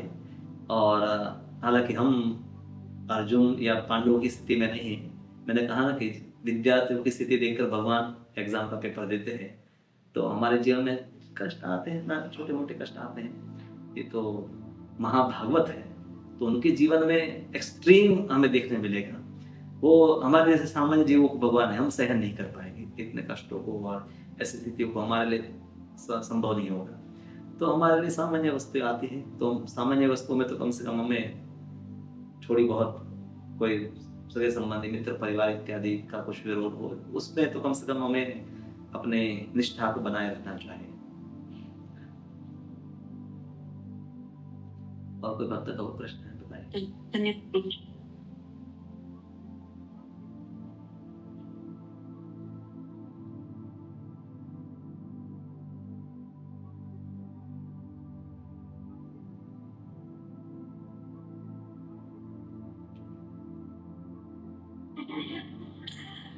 हरे कृष्ण प्रभु जी। हाँ बोलिए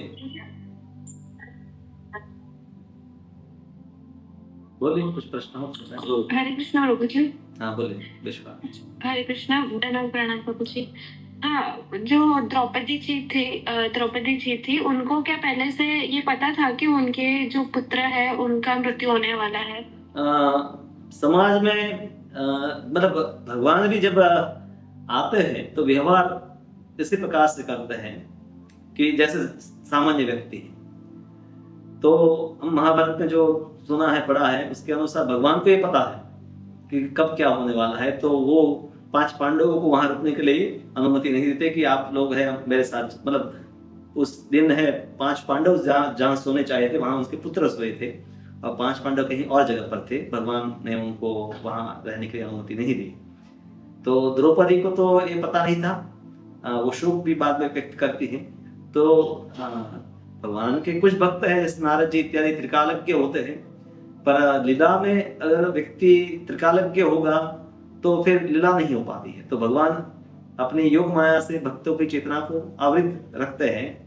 तो वो एक जन सामान्य व्यक्ति की तरह, जैसे जब अभिमन्यु मर जाता है तो अर्जुन है रोता है, एक पिता है पुत्र के लिए शोक करता है, उसी प्रकार से करते हैं। ऐसा नहीं कि अब तो मैं ज्ञानी हो गया तो समाज उससे सीख नहीं पाएगा ना। तो मुक्त जीव भी है समाज में, समाज की तरह ही व्यवहार करके लोगों को सिखाते हैं। तो निश्चित रूप से हम समझ सकते हैं कि द्रौपदी को उस समय तो पता नहीं था कि ऐसा कुछ होने वाला है, और अगर कोई ऐसा है तो क्यों होने देंगे।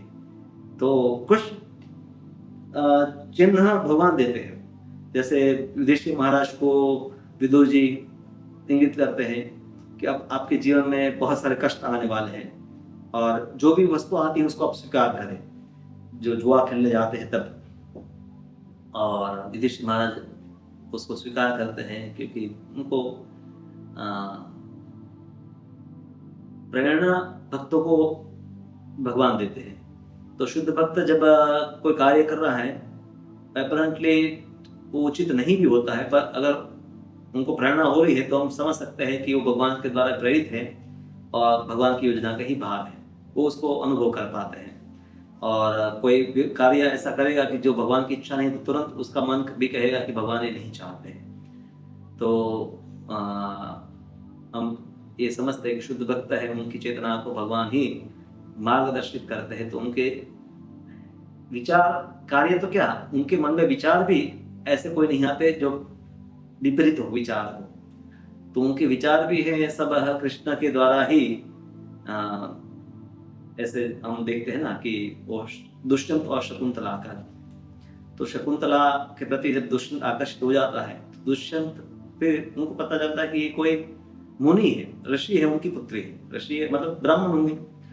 तो दुष्यंत कहता है कि मेरा मन इतना पवित्र है कि मैं कोई ब्राह्मण की पुत्री है उसके प्रति मेरा मन आकर्षित नहीं होगा, क्योंकि वो विपरीत हो जाएगा। धर्म क्षत्रिय है, क्षत्रिय से विवाह करता था, तो निश्चित रूप से शकुंतला है कोई क्षत्रिय की ही पुत्री होगी, और बाद में पता चला कि वो विश्वामित्र की पुत्री है।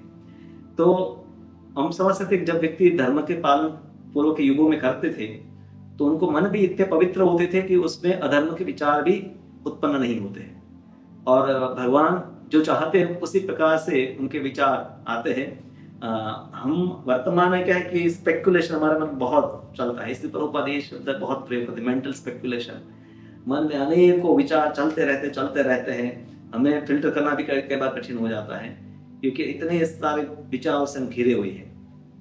पर जब व्यक्ति धर्म का पालन करके शुद्ध मन जिसका हो गया है तो हम समझते हैं कि उसके मन में भोग संसार में है ऐसा विचार ही नहीं आता है। भोग की सामग्री देखकर भोग करने का विचार हम कई बार रोकते हैं कि नहीं, इसको भगवान ने भगवान को ऑफर नहीं किया, नहीं खाना है। एक बार मन में विचार आ जाता है फिर भी हम रोकते हैं मन को। पर शुद्ध भक्त है उनके मन में ये तनिक विचार भी नहीं आता कि संसार में कोई वस्तु भोगने योग्य है। वो हर वस्तु भगवत सेवा के लिए ही देखते हैं। जैसे प्रभुपाद हम देखते विदेश गए, अनेक लोग धन लेकर आए, सुंदर लड़कियां आई, सबको प्रभुपाद जी ने भगवत सेवा में लगाया। तनिक भी प्रभुपाद ने विचार नहीं किया कि ओके सुंदर है मेरी सेवा में रख लो, कुछ धन मेरे अपने लिए रख लो, क्योंकि उनके मन में उसका कोई स्थान ही नहीं होता है। अब हमारे लिए वो अनइमेजिनेबल, ऐसा कैसे हो सकता है, क्योंकि हम सब इसी एक जैसे है, जिनके मन में विचार आते हैं, फिर हम क्योंकि भक्ति में आ गए तो थोड़ा सा समाज है, इस्कॉन है, गुरु है, वो सबके डर से शास्त्रों की मर्यादा को देखकर धर्म का पालन करते हैं। पर उनके धर्म का पालन ये ऐसा नहीं कि वो डर के कारण हो रहा है या कोई प्रलोभन के कारण हो रहा है। उनका मन शुद्ध हो गया, शुद्ध मन है। तो ऐसे शुद्ध मन में इस प्रकार के विचारों की कोई संभावना नहीं होती है। रजोगुण का प्रभाव नहीं है, तमोगुण का प्रभाव नहीं है। तो मुख्य रूप से पाप के विचार है रजोगुण और तमोगुण से उत्पन्न होते हैं, तो उनसे वो मुक्त है। तो इसलिए उनके लिए क्रोध इत्यादि भी है, हम समझते हैं, वो भी उनके नियंत्रण होता है, नहीं कि क्रोध से वो प्रभावित होते हैं। तो द्रौपदी को पता नहीं था, पर भगवान को पता है। हम समझ भगवान को ये, जैसे कर्ण का जब अग्नि संस्कार किया जाता है तब कुंती महारानी कहती है कि आपका भाई था, और फिर कर्ण की बहुत गुणगान करती है, और भगवान कोई बात जानते थे, पांडवों को बाद में पता चला। कितना सीक्रेट रखा होगा, भगवान को पता है, कर्ण को पता है, और कुंती महारानी को पता है, पर पांच पांडवों को पता नहीं था, भीष्म। पर कई लोग हैं क्यों ये सब सीक्रेट नहीं बताए कि भाई भीष्म बता देते। क्यों? क्योंकि एक बड़ी जो योजना है भगवान की, और वो भगवान समझते कि अगर भगवान ने इसी प्रकार से कोई वस्तु है रहस्य रखा है, तो हम उसके ऊपर से पर्दा क्यों उठाए। तो क्योंकि भीष्म जानते कि वो कहना ही है तो भगवान ही खुद कह देंगे कर्ण को कि तुम्हारा, और कर्ण को बताया भी था कि तुम इनके पक्ष में आ जाओ। तो कर्ण ने कहा कि भाई ये तो ये होगा कि भाई मैंने मित्रता, लोग फिर कर्ण की मित्रता के ऊपर है लांछन लगाएंगे, तो मेरे लिए यही होगा कि मैं इन्हीं के साथ पक्ष में रहूं। और बृहद योजना में ये समझते कि ये सब देवताओं के अंश है, कर्ण कौन है? सूर्य है। तो असुरों का वध हो उसके लिए सभी देवता है दोनों पक्ष में अपने अपने अंशों को प्रकट किया। जैसे द्रोणाचार्य है तो बृहस्पति है, और उसी प्रकार से कर्ण है, सूर्य है। तो इन देवताओं के द्वारा ही असुरों का वध हुआ। तो ये लोग है भगवत सेवा में, ये सब कार्य भगवान की लीलाओं में, भगवान जब कृष्ण जब प्रकट होने वाले तभी वो देवताओं का आदेश देते ना कि यादव कुल में और कुरुवंश में इत्यादि अपने अंशों को प्रकट करें। तो वो स्वयं जब प्रकट होते तब उनकी स्त्रियां भी जो है, जैसे शची है, वायु की पत्नी है, यम की पत्नी है, और अश्विनी कुमारों की पत्नियां हैं, वो सब देवियां भी द्रौपदी में विद्यमान है। तो वो देवियां भी प्रकट होती हैं देवों के साथ। तो ये संसार का एक बड़ी बड़ी योजना है जो समझना कठिन है कि कैसे ये सब संसार चलता है। तो भगवान ने ये सिस्टम बनाई है कि देवता है, मनुष्य शरीर का आश्रय लेकर अपने कार्य करते हैं। ये देवताओं का अंश पृथ्वी पे जन्म लेते हैं, लेकिन ये असुरों का ये दुर्योधन है, तो ये किसी का पूर्व जन्म का अवतार है क्या? ऐसा जैसे कि सभी का पूर्व जन्म है, हमारा आपका सबका पूर्व जन्म है। किसका जन्म वापस, सबका ये जन्म है तो उसका पूर्व जन्म भी होगा और भविष्य भी होगा। तो शकुनी और जैसे दुर्योधन है, शकुनी है द्वापर युग का अंश बताया गया है, और दुर्योधन जो है कली, जिस कली को परीक्षित महाराज मारना चाह रहे थे, उस कली का ही अंश है वो दुर्योधन है। तो उसकी बुद्धि हमेशा पाप की ओर ही जाएगी, कली का काम ही यही है, और भगवान ने ही कली पुरुष बनाया है जो सबको पाप करने के लिए प्रेरित करता है।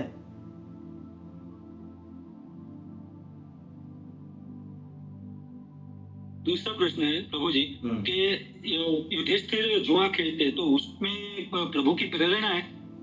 हाँ, पर शुद्ध भक्त भगवान की प्रेरणा के अलावा कुछ भी नहीं करेंगे, क्योंकि उस कार्य से आगे जब तक पाप का घड़ा नहीं भरेगा दुर्योधन का, तो उसको मारा कैसे जा सकता है, युद्ध तो कैसे होगा। तो अब दुर्योधन ऐसा अपराध किया, और इसके पीछे बहुत सारे, अब मैं यहाँ का वो बहुत सारे वस्तु है, कुछ वस्तु बता रहा हूँ, क्योंकि अनेक विचार इसमें आते हैं। पर एक वस्तु है जो कि पाप का घड़ा भरेगा तभी तो उनको मारा जाएगा ना। तो भगवान ही प्रेरणा देते हैं अपने भक्तों को, क्योंकि अन्यथा तो जुआ है वो भी पाप है। पर क्षत्रियों के लिए क्या है, कोई चेतावनी दे, चुनौती दे, चेतावनी नहीं, चुनौती दे तो क्षत्रियों को पीछे नहीं लड़ना चाहिए। अगर क्षत्रिय को सामने कोई आके कि मेरे साथ लड़ाई करो, तो उसके साथ लड़ाई करनी चाहिए, पलायन नहीं करना चाहिए। तो जुआ भी एक प्रकार की लड़ाई समझी जाती है, तो जिसमें चुनौती दी गई, तो युधिष्ठिर महाराज उस चुनौती को स्वीकार किया। और आपको पता होगा कि वो द्रौपदी का जब कार्य जब ये वस्त्राहरण होता है तो दुर्योधन धृतराष्ट्र बहुत डर जाते हैं। जब ये प्रतिज्ञा सब ले लेते हैं कि हम सबको खत्म कर देंगे, तो धृतराष्ट्र है सब कुछ जो भी जीता था कौरवों ने वो सब पांडवों को वापस दे देते कि अब कुछ हुआ नहीं है, ये तो एक खेल ही था, ये प्रैंक था, मतलब खेल में जो होता है ना कि हमने जीत लिया, हम सब वापस लौटा देते हैं। और युधिष्ठिर महाराज 5 पांडव वापस जाते हैं, आधे रास्ते पर पहुंच गए होते हैं, तब दुर्योधन को विचार आता है कि ये सब बनाया बनाया खेल सब बिगड़ जाएगा। दुर्योधन वापस उनको बुलाते हैं कि एक अंतिम बारी हम खेलते हैं और इसमें कोई संपत्ति नहीं लगाएंगे, पर वन में रहने की शर्त रहेगी, 12 साल वन और 1 साल अज्ञातवास। तो दूसरी बार भी जुआ खेलने पर युधिष्ठिर महाराज आते हैं। तो अब द्रौपदी को हार चुके, सब चिरहरण का प्रसंग हुआ, उसके बाद भी वापस क्यों आए युधिष्ठिर महाराज? कोई कह सकता है कि ये तो सामान्य बुद्धि वाला व्यक्ति भी जुआ खेलने में भी तो एक मर्यादा होगी ना। कई देखते हैं कई लोग हैं अपना घर बार सब बेच देते हैं, पर यहाँ तो सब अपनी पत्नी भाइयों को, अब ये भी धर्म के अनुसार तो एक बार व्यक्ति जो वस्तु हार गया, अपने आप को हार गया, तो दूसरे को कैसे मतलब जुए में दाव पर लगा सकता है।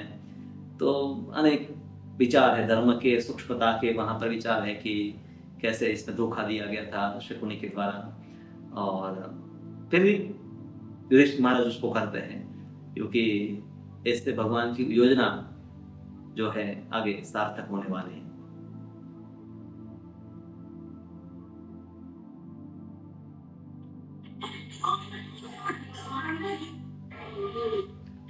ठीक है, महाभारत का कोई सूत्र अलग ही रखना पड़ेगा, तो उसमें अनेक प्रश्न चर्चा कर सकते हैं। भागवत में इसका विस्तार से वर्णन नहीं है, महाभारत एक अलग ही प्रसंग है, बहुत सारी वस्तुओं को शुरुआत से समझना पड़ेगा।